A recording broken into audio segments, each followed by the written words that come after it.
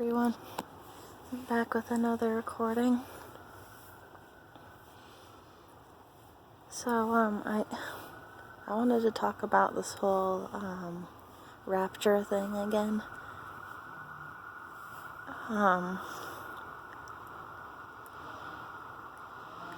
So now at this point, as a very spiritual Nawalt female, as a Nawalt woman will take spiritual husbands, these men are non-physical. And of course, the noise starts out there.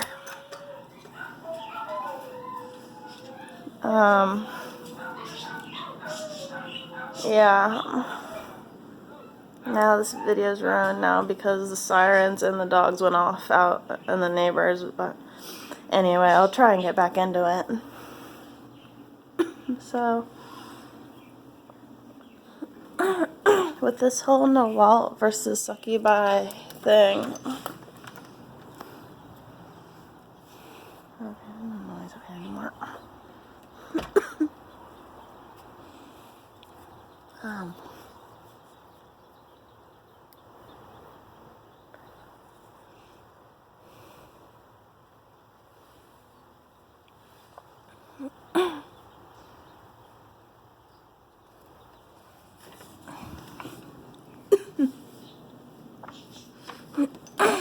With this whole Nawalt versus Succubi,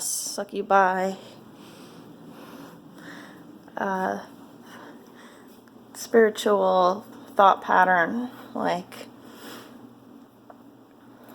so the very spiritual woman will take in husbands, or she will take men who are not physical here on this earth. I mean, they probably are. It's just they're not in her. If she recognizes them, but she knows that they're not in her timeline just yet. So what she'll do is she will look at them and she will judge whether she wants this person as, like, say, a brother or sister or husband, a father, a mother, what have you. And I've already done this. I mean, I don't know, like, I've done this a long time ago, like, but as I talk about it now, still, like, the thought pattern is still, like, it's still furthering within the thought construct of me being a Nawalt woman, a starseed woman. So,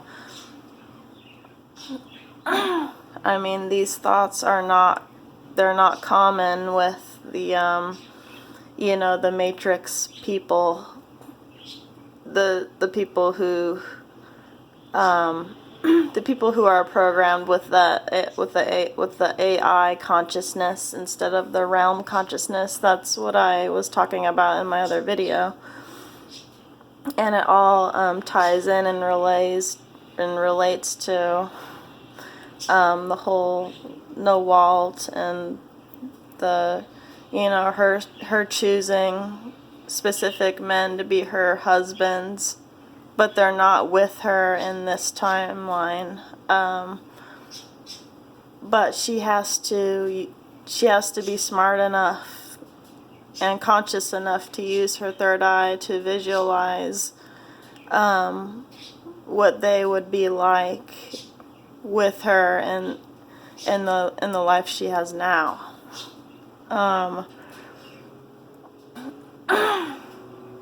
So Nawalt versus, and then we have the Succubi, and she only caters to the AI consciousness, the you know, what's being shown to her on the mainstream television.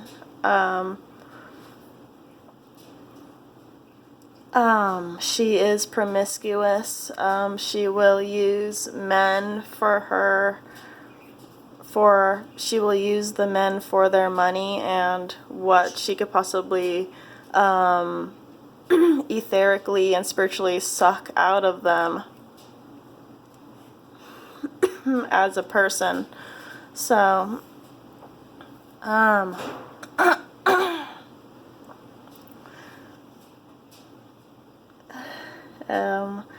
so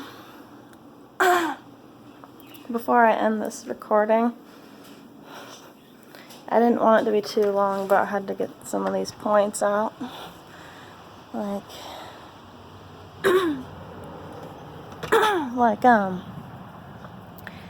you know, I have to say, if this whole rapture thing did happen with Nibiru and everything,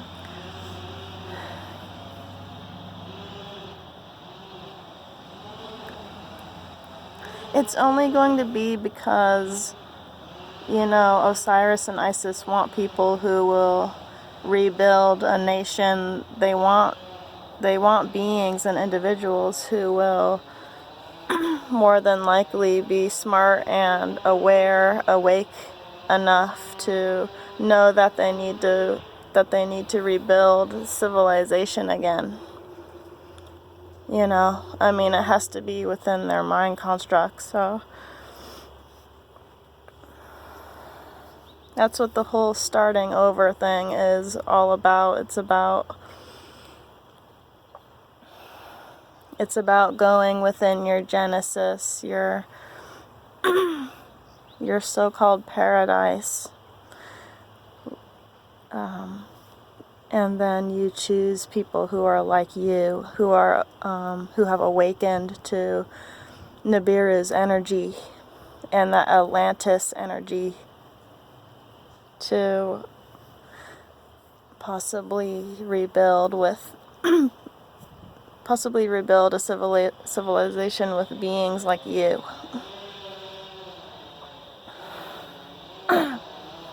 And it has to be a specific group of human beings who, are aware of this. Who've already thought the thought in their head already. But anyway,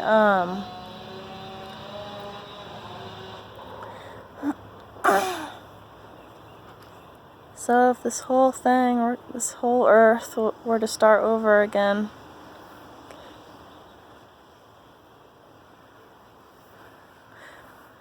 like what happened to Mars and what have you.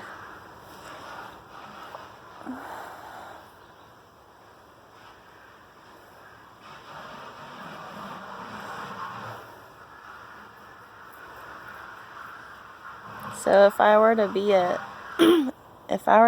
Eve, and I knew that I wanted to restart something anew with my spiritual husbands in another reality, then yeah, I would take it, because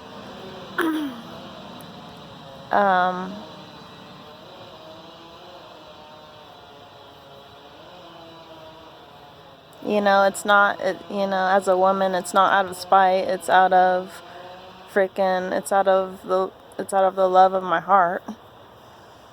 So, I don't know. It's just really crazy what's happening right now with the energy. But if I were to be a Isis, if I were to be a Eve, a Isis, a Newt,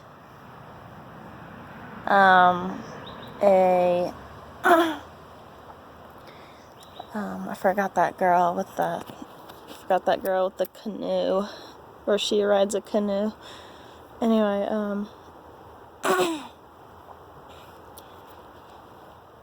I would make sure that I mean, I would make sure that my husbands are safe, because I wouldn't want any other woman to just come up on them and just, I don't know, just God knows what they'll do to them. And I mean, I would protect them. I would try to protect them, because they're the ones that I love, you know. And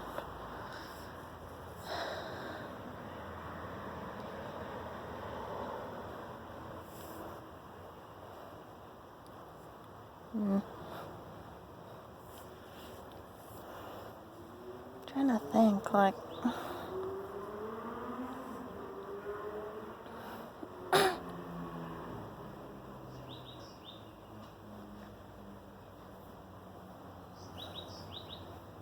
I mean, if I had a chance to be ISIS,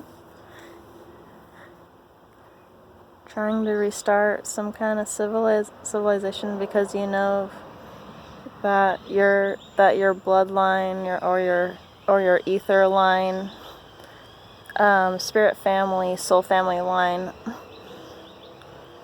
you know that they will try to help you, and they're the ones that are going to want to restart this whole civilization over again if it gets too bad. I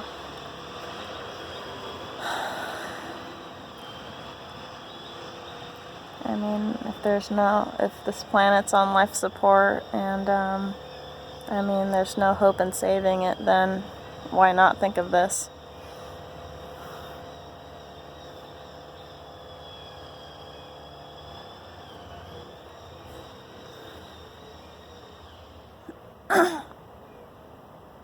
So I would know, as an ISIS, I would know that I would have to try to protect my husbands with my life, and know that spiritually our line is going to be the line that tries to rebuild this whole thing up again.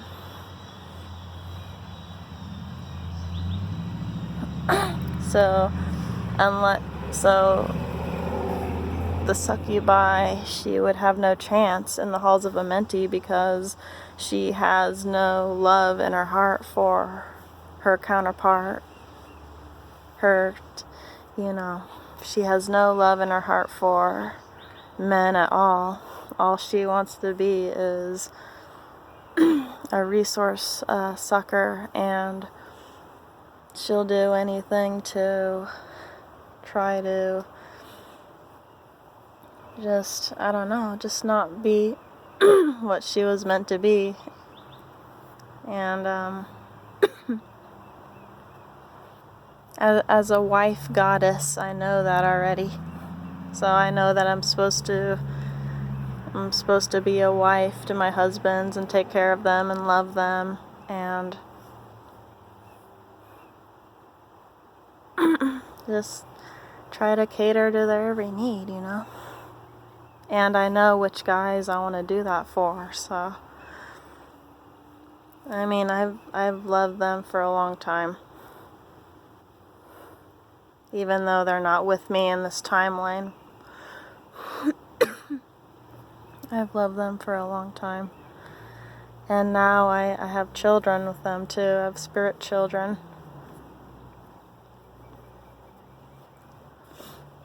So this is what the succubi lacks, you know. She lacks compassion. She lacks love for her guy, her man. All she wants is money, and you know, usually she's bitter, and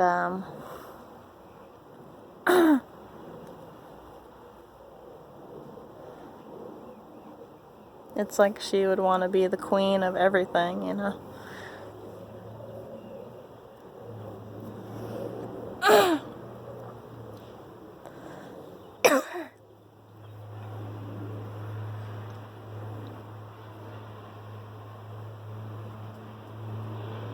But okay, before I end this video, I want to talk about, since Game of Thrones is actually coming up, pretty soon.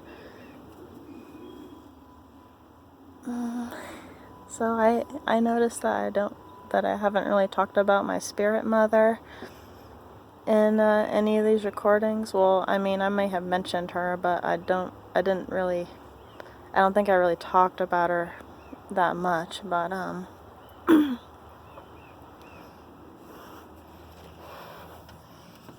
so what I had received in one of my downloads is that so my father actually meets my mother in like a mall scenario type scene. Like, I mean, he looks at her, but she doesn't notice him yet. Like, he's like, I don't know, like he's just looking at her, and then she's like doing her daily thing at the mall with her friends and stuff. And you know, this may have been when they were younger, when my spirit father and my spirit mother were younger. But my spirit mother is a melanated mer woman, and so if I were to have spirit mother, I would want her to I would want her to at first love her people, love her race of people. And she would know that already.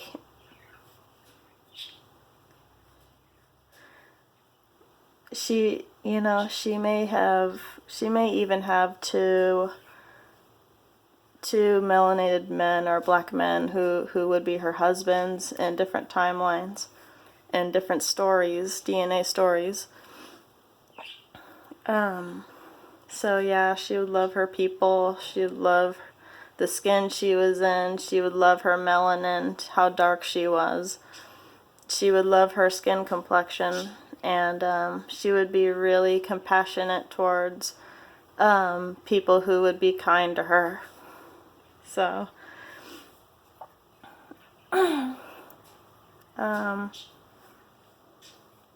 so yeah, as my mother would be a black woman, she would love her, she would love herself, she would love her skin complexion, because I've noticed that, I've noticed on the mainstream media, that the television, that most black women, they don't love how black they are, and so they look at the people on the mainstream television, and you know, they probably end up like bleaching their skin because they want to be lighter, you know, and like I don't know, I just want to say that's really sad, because I mean, every woman should love the skin that she's in, you know, like especially more exotic looking women. Like, you should just really love,